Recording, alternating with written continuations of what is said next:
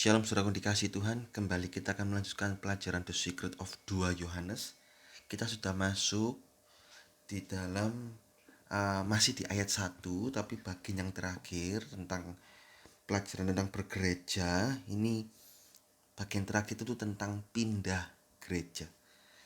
Ini pelajaran yang menarik saudaraku karena fenomena-fenomena berpindah gereja, pindah-pindah gereja ini marak terjadi saudaraku, dan beberapa banyak tanpa pengertian sehingga akhirnya tidak bertumbuh karena seperti tanaman sudah ditanam, dicabut, pindah lagi, ditanam lagi, dicabut, pindah lagi, tanam lagi, cabut, mati tanamannya saudaraku. Oleh karena itu kita mau belajar bagaimana menyikapi tentang pindah gereja ini. Ya, saya dengan tegas mengatakan jangan pernah berkata kita keluar gereja karena tidak bertumbuh. Saya merasa tidak bertumbuh. Jadi saya merasa kok rasanya saya pindah ke situ kok saya bisa bertumbuh. Pada waktu dicoba pindah, oh iya rasanya lebih enak, lebih plong, lebih indah. Ini ngawur saudaraku. Jawabannya ngawur, saya katakan seperti ini. Saya dengan tegas berkata seperti ini karena pertumbuhan rohani ini bukan karena gereja, tapi karena hubungan kita dengan Tuhan. Bagaimana gairah kita untuk menumbuhkan tubuh rohani kita. Bagaimana juga tanah hati kita. Semuanya ini faktor yang menentukan pertumbuhan rohani seseorang. Ini saudaraku. Walaupun kita berada dalam kondisi rumah yang jelek sekalipun, tetapi itu bukan jadi alasan untuk kita nggak bertumbuh. Oh, di rumah saya nggak bisa makan udang. Mahal, bisanya cuma makan telur dadar dibagi 5. Oleh karena itu memang saya nggak bisa bertumbuh dengan baik. Saya nggak pinter. Saya nggak bisa berprestasi. Hei, jawaban apa itu? Banyak, mohon maaf, tukang beca anaknya bisa lebih pinter dari kita. Bisa S2, S3. Loh, kok bisa? Semuanya bukan dari faktor rumahnya. Ini sudah kita harus pikirkan ini. Daniel, dia punya rumah yang jelek. Bayangkan di Babel, malah bisa bertumbuh. Tapi nyatanya dia tetap kuat. Dan dia tetap bertumbuh. Bahkan jadi berkat. Lah gereja bukan Babel. Kecuali gerejanya sesat. Gereja-gereja yang saya lihat sebagian besar tidak ada yang sesat, saudaraku. Ya kalau ada kelemahan-kelemahan tuh adalah setiap rumah itu punya gaya kepemimpinan, punya gaya budaya yang berbeda-beda. Ada satu rumah yang bapaknya itu belak-belakan kalau sama si anak. Papa gak ada uang, kamu gak bisa beli ini, tegas ya, berpada ya. Gitu. Ada yang rumah bapaknya, iya nak, nanti bapak usahakan,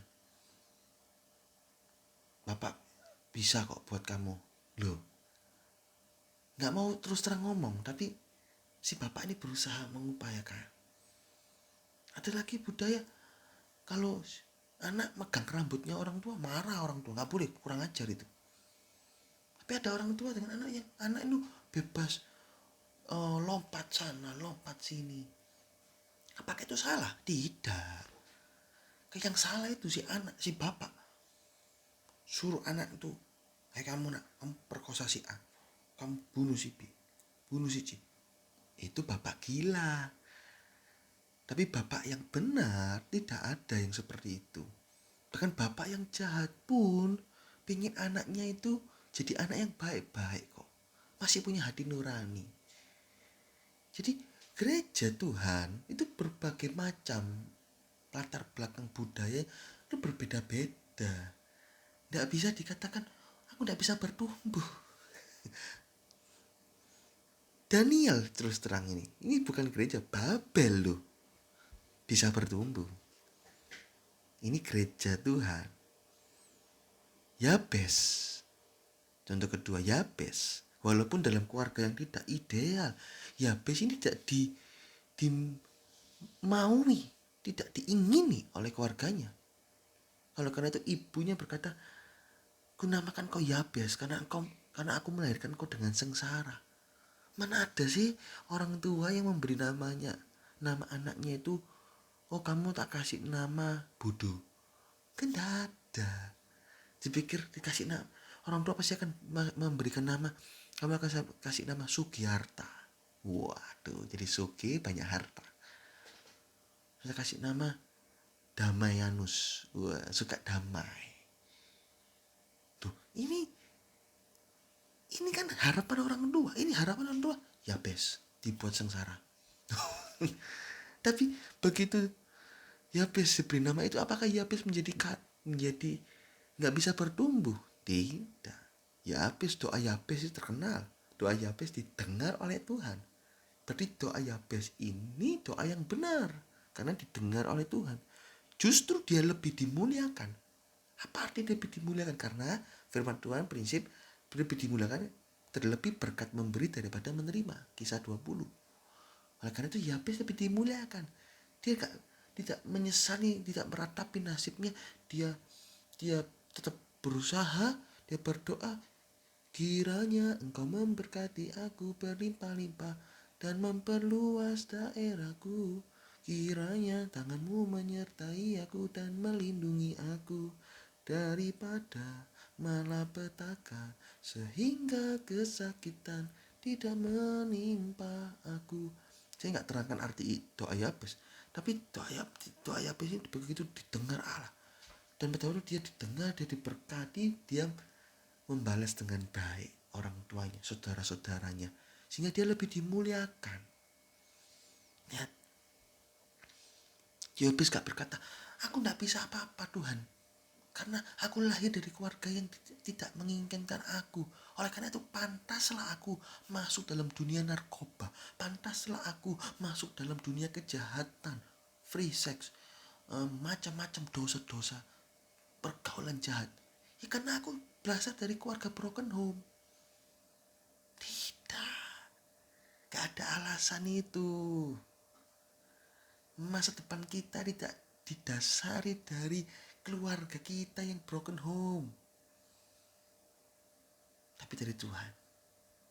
Nah, ini keluarga yang gak menginginkan Yabes saja, Yabes bisa bertumbuh. Loh, kita punya gereja yang berusaha menumbuhkan, gembala berusaha menumbuhkan rohani jiwa-jiwa dengan cara masing-masing gembala. Kok bilang sejahat itu, katakan saya gak bertumbuh, saya pindah lebih bertumbuh. Kita harus ingat, saudaraku, bahwa konsep keluarga, gereja, ini keluarga, ini rumah. Church, it's a home. Creating home used for Christ. Dulu saat kita kecil dipelihara orang tua. Sekarang kita sudah besar, kita kan ganti memelihara orang tua. Demikian juga gereja, kita dulu dibaptis, diajar firman, diajar pelayanan sampai kita mengerti. Dulu ngomong Daniel saja bingung, apa itu Daniel, makanan apa itu. Ngomong Daud aja bingung, Daud ini apa, baju apa Daud. Setelah diajar firman Tuhan, ngomong Daud, waduh, bisa bicara firman tentang Daud, bisa. Berapa lama? 2 hari ya Pak? Loh, masa khotbah 2 hari Pak? Loh, iya, pendalaman Daud ini banyak Pak. Wah, dari gak ngerti Daud sampai ngerti Daud, bisa khotbah 2 hari tentang Daud, terus bilang tidak bertumbuh. Itu kan menyedihkan hati orang-orang yang sudah mengajar mereka. Saya dari kecil diajar sekolah minggu, saya masih ingat guru sekolah minggu saya yang ngajar saya. Saya masih ingat, saudaraku, bagaimana saya dibaptis, diantar naik mobil sama guru sekolah minggu saya pergi baptisan air, dijemput pagi-pagi di gereja saya itu pagi. Baptisan air itu jam jam setengah 6 pagi, saudaraku, jam 6 pagi itu diantar pulang, diantar terus diantar lagi, diantar jemput pergi sekolah minggu oleh guru saya yang lain. Terus saya pindah rumah, saya bersekolah minggu juga di tempat yang baru, dididik. Saya masih ingat. Oleh karena itu saya saat ini ngajar sekolah minggu. Saya ingat pendidik-pendidik saya ikut dalam kaum muda. Saya punya pemimpin rohani, ketua kaum muda. Saya masih ingat diajar oleh ketua kaum muda saya dengan gaya kepemimpinan beliau. Saya naik lagi ke pemuda yang lebih dewasa muda. Ini diajar lagi oleh kepemimpinan beliau. Gaya pemimpinnya berbeda, tapi saya belajar. Terutama juga kebaktian umum, saya belajar sama gembala sidang saya sendiri. Saya masih ingat ada waktu gembala sidang saya mengatakan, Yusuf itu keluar 2 tongkat, 1 tongkat, tapi keluar membawa pulang dengan 2 pasukan. Ini membuat hati saya bergelora, saudaraku. Nah ini Kejadian 32 ayat 10. Sebab aku membawa hanya tongkatku ini waktu aku menyeberangi sungai Yordan, tapi sekarang telah menjadi 2 pasukan. Bayangkan, Yakub 1 tongkat pulang 2 pasukan. Itu Bapak Gembala saya khotbahkan tuh, saya tangkap. Apa maksudnya ini? Keluar 1 tongkat, pulang 2 pasukan. Waktu saya baca firman Tuhan, oh betul, ada ayatnya. Berarti gembala saya ngajarkan saya ini cocok dengan firman. Itu membuat hati saya terbakar dan saya baca firman Tuhan juga. Jadi apa yang dikatakan gembala saya itu nggak ngawur, nggak asbun, ada dasar firmannya, dan saya percaya itu. Dan sampai sekarang saya setia. Demikian juga saudara, dulu saudara nggak ngerti apa-apa. Pada waktu saudara ngerti Daud, diajar firman Tuhan tentang Daud dan saudara ngerti. Terus sekarang saudara berkata, saya nggak bertumbuh, saya mau pindah gereja. Itu menyedihkan hati pemimpin-pemimpin, orang tua rohani saudara. Orang tua rohani kita sedih, saudara. Bisa nangis. Duh, kamu tak aja dari kecil sampai sekarang kamu udah ngerti banyak. Sekarang kamu berkata kamu gak bertumbuh. Nah sekarang dari kecil sampai dewasa pertumbuhan dari mana?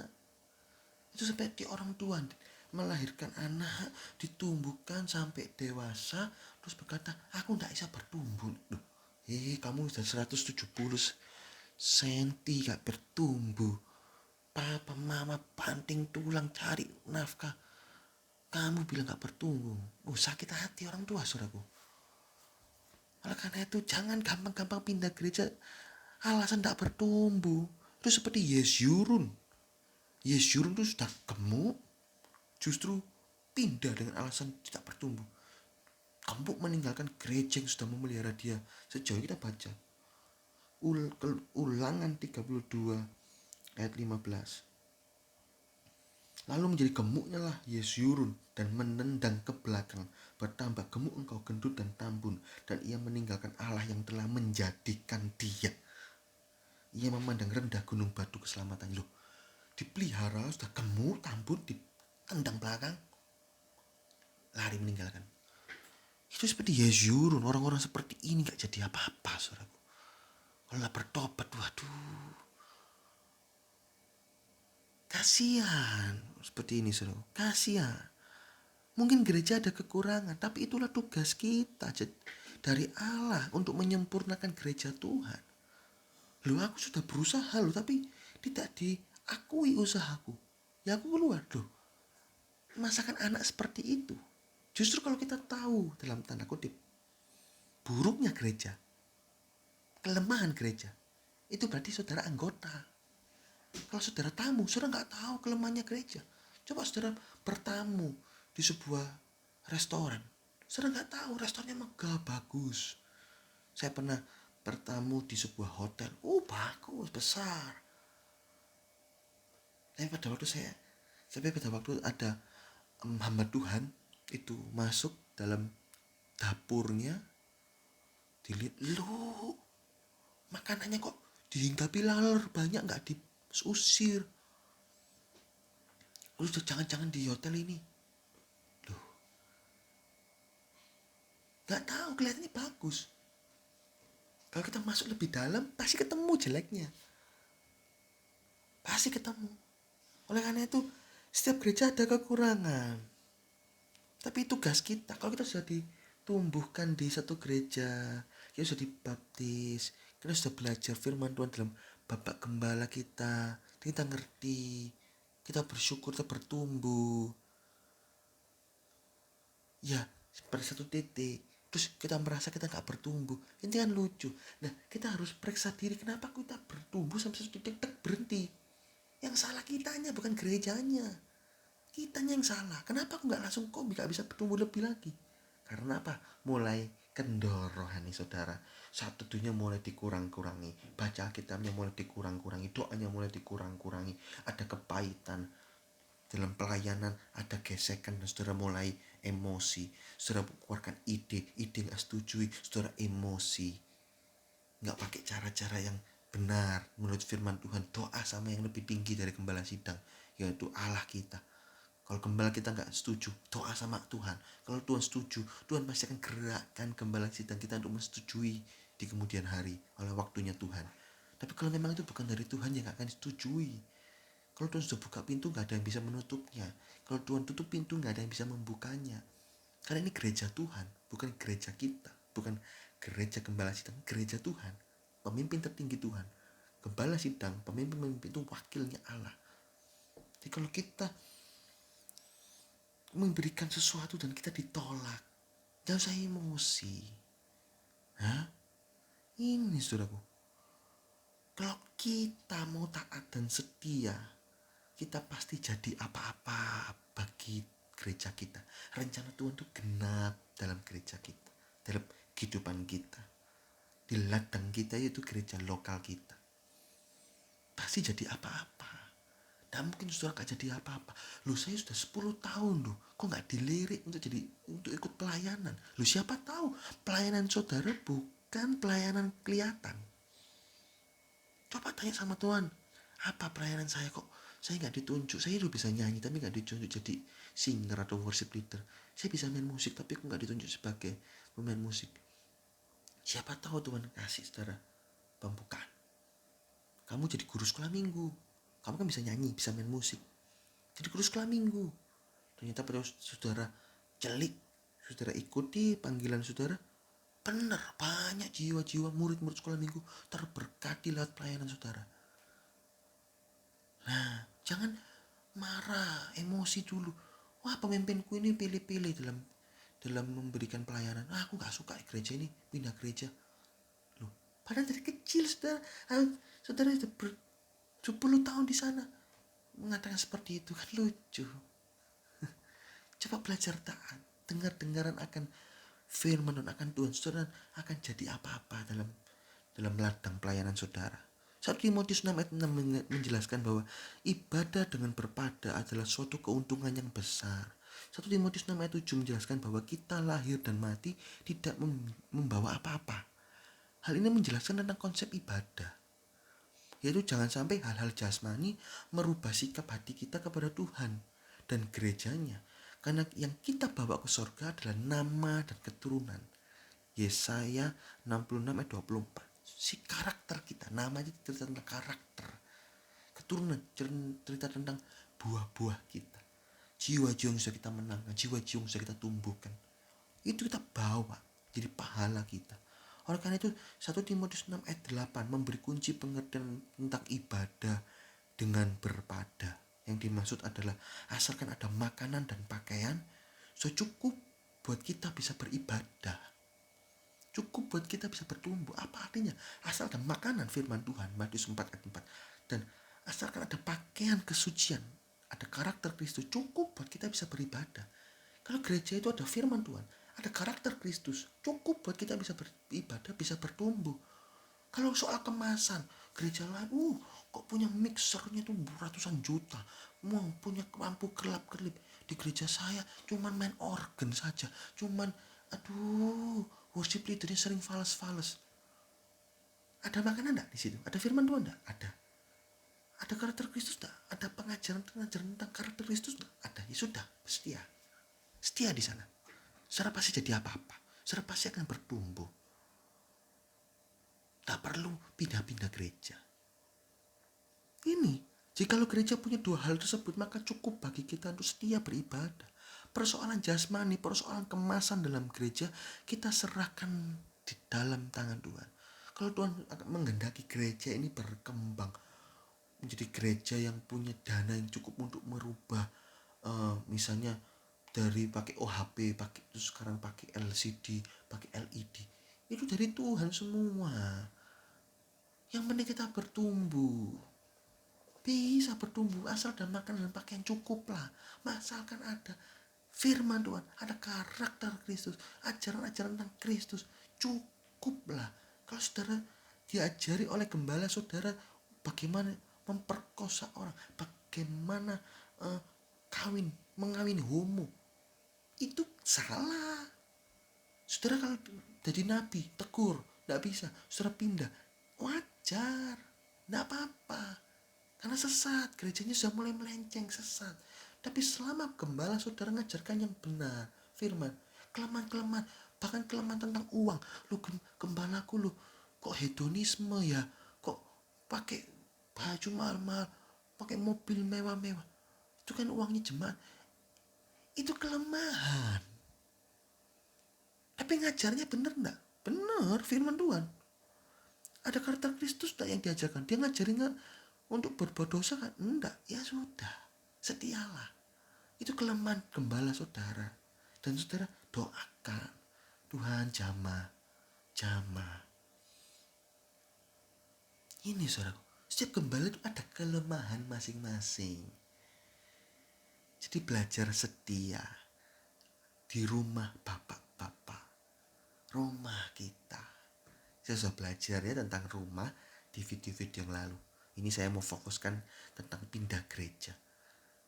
Jangan gampang-gampang pindah gereja. Ya. Nah, orang beriman masih mungkin pindah gereja dengan beberapa alasan ini. Yang pertama, pindah kota. Ya, pindah gereja. Misalnya dari Surabaya pindah ke Mojokerto. Ya sudah, pamit sama gembala. Om, tante, saya bertugas di Mojokerto. Sekarang saya pindah di Mojokerto, tinggal di Mojokerto. Terima kasih telah membimbing saya selama ini sampai saat ini. Terima kasih, saya nggak melupakan pengajaran firman Tuhan yang diajarkan. Saya juga mohon bimbingan di Mojokerto, mungkin ada teman-teman dari tante yang bisa saya masuk dalam gerejanya, bertekun dalam gerejanya. Pasti gembala sidang akan carikan, karena dombanya ini pindah tempat, dicarikan jangan sampai dombanya mati karena nggak ada gembala. Oh, pergi gereja sini, rumahmu dari mana? Dari sini. Oke, coba pergi gereja sini ya. Oke tante, rekomendasi dari gembala sidang kita yang awal lama pasti baik, karena dia sebagai orang tua kita pasti nuntun. Gak mungkin orang tua kita kamu bambung nak, gak mungkin. Kamu jadi gelandangan, gak mungkin. Pasti orang tua kita ngarahkan. Pergi Mojokerto, kita bersekutu, pindah gereja situ gak apa-apa, karena pindah kota. Cari gereja baru yang cocok dengan firman Tuhan dan ada kuasa Roh Kudus. Cari itu ya. Kedua, menikah. Ya, biasanya kalau menikah itu perempuan ikut gereja yang laki. Biasanya seperti itu. Tapi tidak menutup kemungkinan melalui kesepakatan bersama dan pimpinan Roh Kudus, bisa sebaliknya, laki ikut perempuan. Bisa sebaliknya. Intinya adalah suami istri tidak boleh pisah gereja, tidak boleh berbeda gereja. Suami istri harus satu gereja. Loh, istriku dari gereja lain, saya dari gereja ini. Dilihat, sama-sama pelayanan enggak? Istriku enggak pelayanan, aku pelayanan. Ya alangkah baiknya ikut gereja suami. Nah, istriku pelayanan, aku enggak pelayanan. Alangkah baiknya suami ikut gereja istri, karena istri sudah pelayanan sungguh-sungguh. Ya, sama-sama pelayan sungguh-sungguh. Ya biasanya istri ngalah ikut suami. Tapi oleh kesempatan bersama, kadang memang kalau berbeda gereja itu pasti ada sedikit gesekan tentang mau ke gereja mana. Kecuali memang si istri cuma jemaat biasa atau suami jemaat biasa, ya gampang, bisa aku ikut kamu gitu kan. Tapi kalau sama-sama sungguh-sungguhnya pasti ada gesekan. Kamu ikut aku aja. Aku nggak bisa tinggalkan gereja ini, aku sudah senang di gereja ini, aku juga sudah senang di gereja ini. Ada gesekan, tapi doa. Jangan sudah pisah gereja, nggak boleh. Doa, Tuhan, yang mana ya Tuhan, yang mana. Tapi biasanya memang istri ke suami, biasanya itu. Ya kalau tuh gerakan suamiku istri, ya sudah. Gitu ya. Ini saya nggak bisa memberikan pengertian yang tegas di sini tentang menikah, tapi intinya kalau pindah gereja karena menikah wajar, tidak apa-apa. Karena 1+1 sama dengan 1, suami tambah istri sama dengan 1, harus satu pengertian. Tidak boleh digembalakan oleh 2 gembala, susah nanti. Latar belakang berbeda, pengertian firman Tuhan berbeda, nanti susah, cekcok. Nah, harus jadi satu gereja, ya. Ketiga, gereja berubah jadi sesat. Ya, kita harus menjadi nabi untuk bisa menasihati gereja tersebut. Tapi kalau memang nggak bisa dan memang seizin roh, ya sudah, kita pindah gereja. Seperti orang Lewi tak tahan kena Yerobeam, akhirnya pindah dari pimpinan Yerobeam ke Yehuda, pimpinan Rehabeam. Sudah bisa baca di 1 Tawari, itu Lewi berbondong-bondong pindah ke Yehuda karena nggak tahan dengan kepemimpinan Yerobeam. Ngawur, menumbuhkan pendidikan 2 anak lembu emas di Betel dan di Dan, terus mendirikan korban-korban seenak hatinya Yerobeam. Akhirnya si Lewi tak tahan pindah. Tidak apa-apa, kalau gerejanya sesat saya katakan tidak apa-apa pindah. Nah, tapi kalau nggak sesat ya setia. Keempat, penugasan dalam gereja. Ada mungkin kita sebagai full timer gereja ditugaskan ke cabang yang lain. Kamu sekarang pindah ke cabang ini ya, atau pindah ke kota ini. Ya boleh. Mungkin juga kita jadi gembala, sidang membuka gereja baru, gereja cabang. Ya tidak apa-apa, itu pengutusan. Tapi selama itu, selain dari alasan-alasan di sini, selebihnya dari ini, ya kita harus setia menetap dalam gereja kita. Belajar setia pada gereja lokal. Minta petunjuk Tuhan. Bagaimana Tuhan peran saya dalam gereja tempat saya bernaung. Tanya Tuhan, Tuhan akan kasih jawaban. Sehingga, ternyata ini tuh tugas saya di dalam gereja. Iya, rumput tetangga memang lebih hijau tampaknya. Pada waktu saudara pindah, saudara juga gak akan lebih baik. Kalau sendiri tidak diri saudara sendiri gak mau bertumbuh. Hanya 7 up, pindah suasana baru, seneng. Tapi rohaninya gak bertumbuh. Apalagi pindah gereja dengan kekecewaan, dengan emosi, dengan marah. Ditegur gembalanya, marah pindah. Itu gak boleh, jahat. Nah, bagaimana sih kalau teman saya sudah pindah gereja, apakah perlu saya tarik-tarik lagi? Nah, perlu. Kalau mereka sudah pindah, pindah, kita sudah doakan, kita nasihati tetap pindah, ya sudah, gak perlu ditarik. Tapi pada waktu teman saudara itu mulai kendor rohaninya, mulai pindah gereja kok tambah ngawur, kok sekarang kok pegang rokok, tarik balik pindah gereja saudara, tarik lagi. Aku gak mau kamu pindah gereja situ, kamu kembali ke gereja situ. Ayo, kok kamu tambah rusak gini sih? Aku gak suka loh. Kita teman baik, dulu kita teman baik, kita pelayanan bareng. Sekarang kok kamu pegang rokok? Ayolah, kembalilah. Ayo saya bimbing. Ya kita doakan, kita bimbing pelan-pelan, kita nasihati pelan-pelan untuk kembali ke gereja kita. Tapi selama dia pindah gereja dan rohaninya fine saja, baik-baik saja, ya sudah, ya seserah. Dia pindah gereja karena ketidaksetiaannya di tempat yang lama, ya sudah. Kita doakan Tuhan biar di tempat yang baru dia setia, dia nggak pindah-pindah lagi Tuhan. Kasihan nanti kalau tanaman dicabut, tanam, nanti mati rohaninya. Tuhan jamah. Sudah. Kalau ada ketemu ya berhubungan baik, bahkan kita bisa kolaborasi, kita bisa bekerja sama. Gimana kamu tempat yang baru? Bertumbuh, aku seneng aku. Tempat yang lama gak bertumbuh. Ya.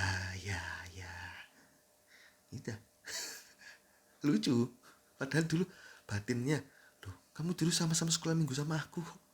Gak bertumbuh gimana? Kamu ngerti Daud, kamu ngerti firman Tuhan. Dulu kamu khotbah di persekutuan sel. Aku gak bisa bertumbuh. Dulu mana bisa kamu khotbah. Setelah 10 tahun kamu ibadah setia, kamu bisa khotbah. Sekarang kamu mengatakan gak bertumbuh.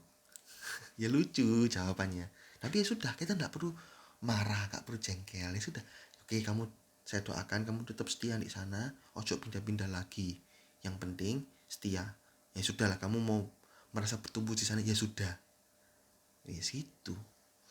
Kalau ditarik-tarik lagi, aduh, kita domba Tuhan, nggak ada tarik menarik, nggak ada tarik menarik.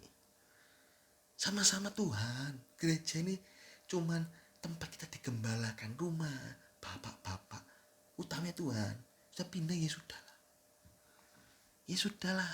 Yang penting didoakan, nggak sampai kendor. Kalau kendor tarik balik loh saudara ya. Tarik balik. Ini pesan saya. Kalau sudah bertumbuh sungguh-sungguh, ya biarin. Sama-sama kok ke surga kok. Dengan alasan yang awalnya mungkin salah, tapi dia di sana akhirnya tetap setia, ya sudah. Gak apa-apa. Tapi tetap saya katakan di awal sampai akhir ini video ini, jangan pindah gereja kecuali hal-hal yang sudah saya jelaskan tadi. Belajar setia. Kalau setia, saudara pasti jadi apa-apa. Pasti ada rencana Tuhan yang Tuhan kasih buat saudara, bisa jadi berkat buat tempat saudara bergembala. Saudara bisa membawa jiwa-jiwa datang kepada Tuhan untuk kemuliaan nama Tuhan. Ya, puji Tuhan, video yang akan datang itu akan masuk di dalam ayat yang kedua. Ya, puji Tuhan, Tuhan Yesus memberkati.